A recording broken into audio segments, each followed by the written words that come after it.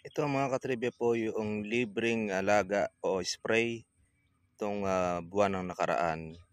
Ngayon po mga katribya po ay malalaki na po ang ating mga buko. Nakikita na ninyo mga katribya po yung bilog. Ang ganda ng kanyang bilog buo. Madalit salita mga ka-farmers, itong bulaklak na ito na naging bunga na ngayon ay hindi po masyadong mainsekto.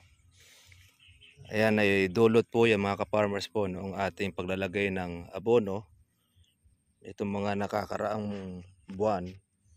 Kaya nalibre po tayo ng ating spray. Ayan, tingnan nyo po yung mga bukong mga maliliit. Mapapansin nito mga katribya, sa una po ay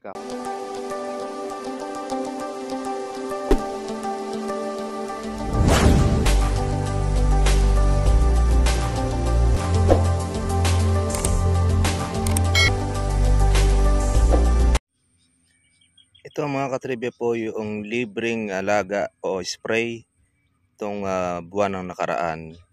Ngayon po mga katribya po ay malalaki na po ang ating mga buko. Nakikita na ninyo mga katribya po yung bilog. Ang ganda ng kanyang bilog buo. Madalit salita mga ka-farmers, itong bulaklak na ito na naging bunga na ngayon ay hindi po masyadong mainsekto. Ayan, ay dulot po yan mga ka-farmers po noong ating paglalagay ng abono itong mga nakakaraang buwan. Kaya nalibre po tayo ng ating spray. Ayan, tingnan nyo po yung mga bukong mga maliliit.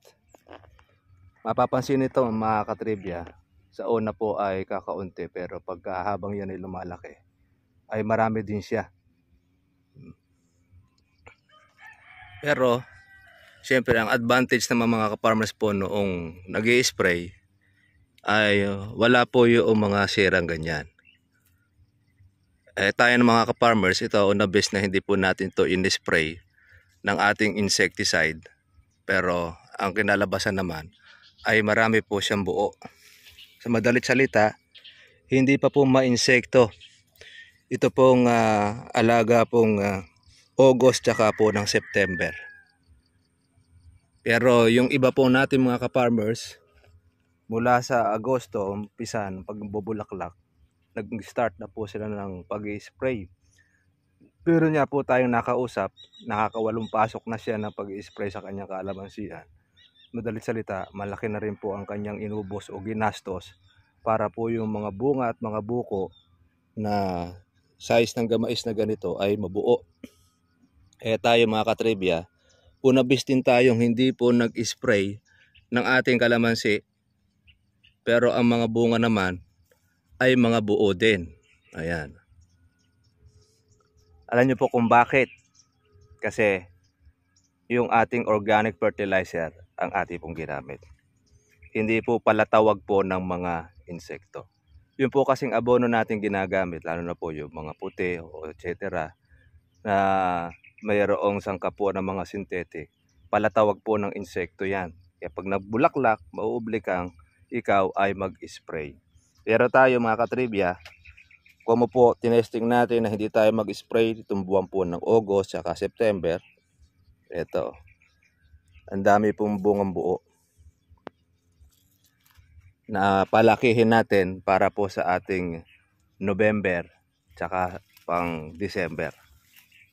Kaya matutuwa na naman po yung ating kaibigan dito at meron na naman uli siyang maunti-unti.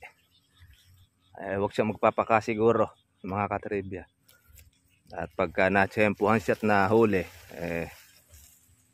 magkawan siya sa kulungan. Ayan mga ka-farmers, kaya maganda po ang balita na yung ating kalamansi ay marami po mga bungang buo na maliliit na buo na mga buko na siya. Meron po lang siya mga may sira, pero hindi naman po siya majority. Hindi po kagaya dati na mas marami po ang sira kaysa doon sa buo. Ngayon, ang tinatanggal na lang po natin itong mga pungus.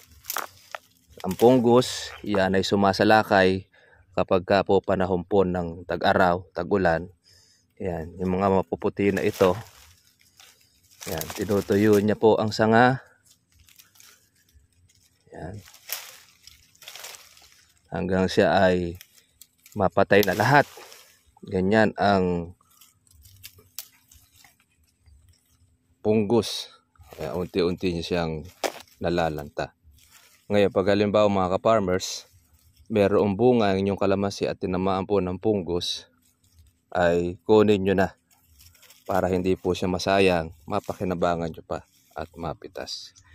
Dahil ito, yan o, meron na ito. Kaya kailangan lang natin dyan ay putol ng ating gulok.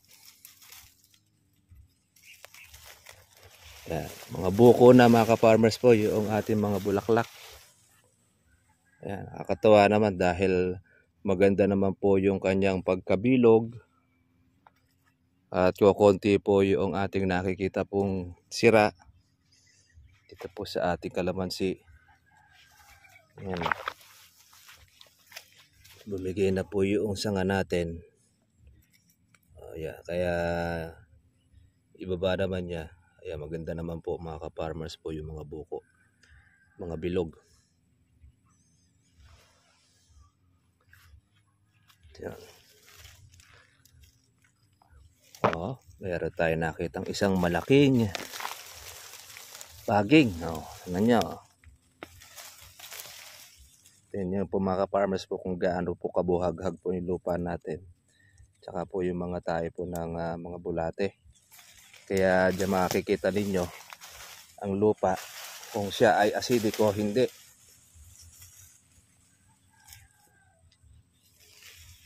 Laki ng baging na ito.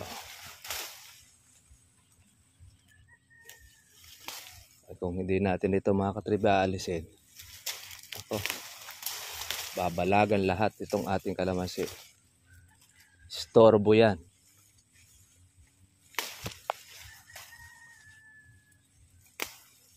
Yan, malalanta na ito mga ka-farmers.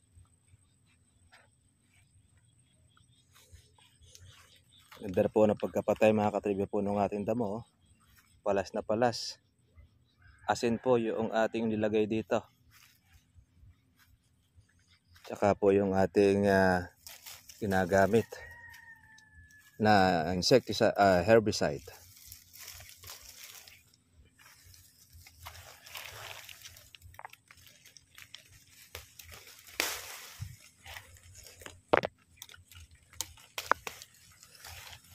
Yan, yung ating mga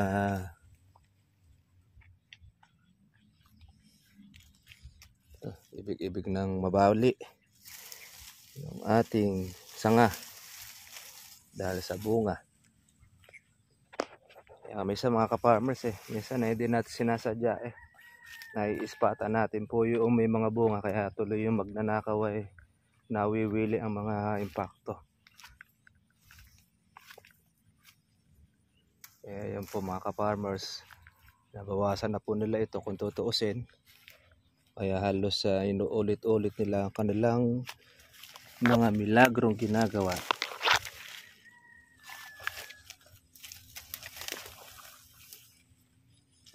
Ito ang ating trabaho sa ating kalamansi, magtanggal ng baging,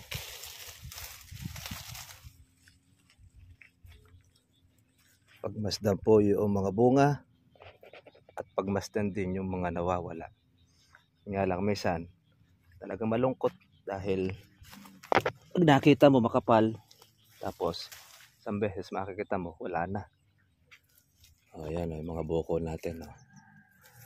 Yung mga gamunggo. Maganda po yung kanyang pagkabilog. Kaya malamang-lamang itong pang December, kung ganyan halos mga ka-farmers yung mga buko ng kalamansi, sa malamang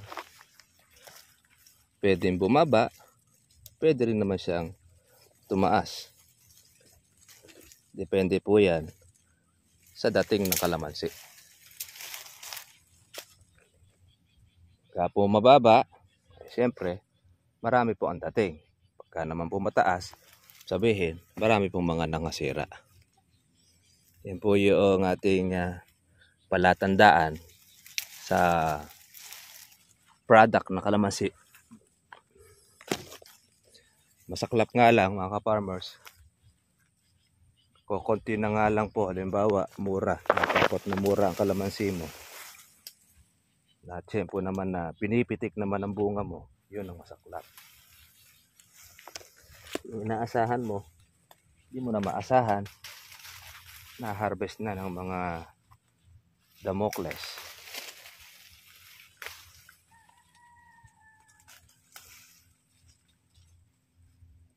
Yun, merong nakalusot sa baging.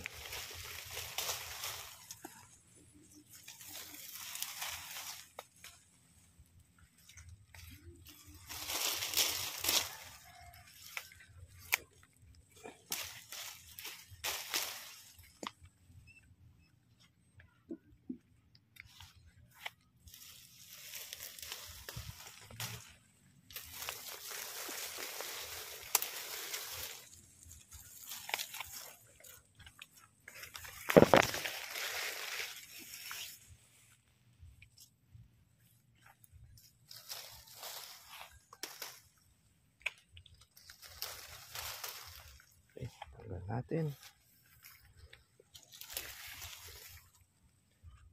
linis hawan ito, ubos ang bunga rito. Masipag ang ating kawatan, halos ay yung pansunod na lang ang ating inaasahan. Yung mga dating bunga na mga malalaki, wala na siya.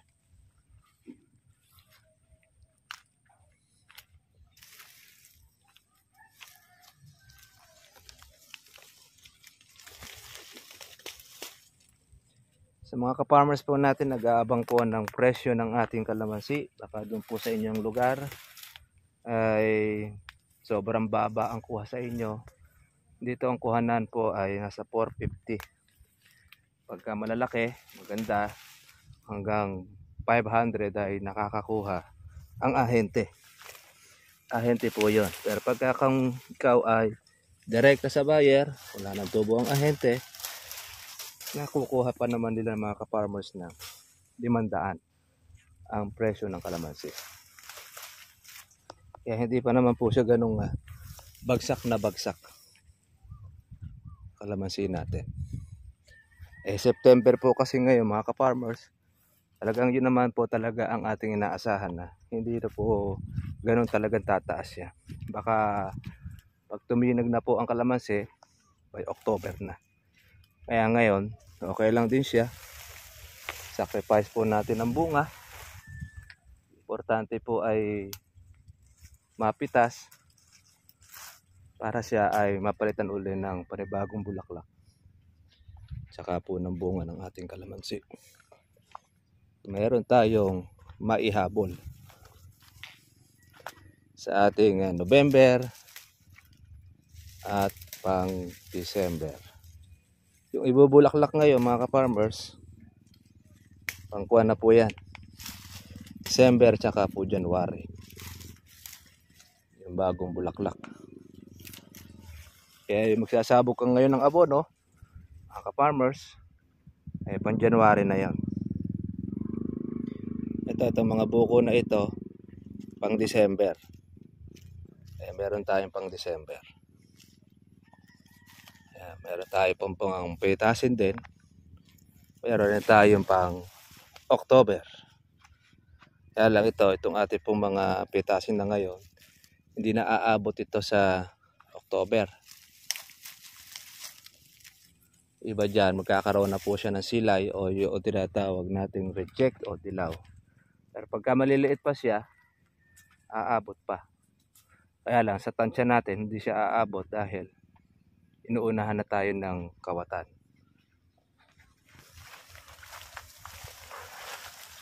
Ganyan ang ating buhay. Dito, madalang na po ang bunga natin dito. Kagandahan naman yan, napapalitan naman po siya ng bulaklak tsaka buko. Hindi po siya nawawalan po ng bunga.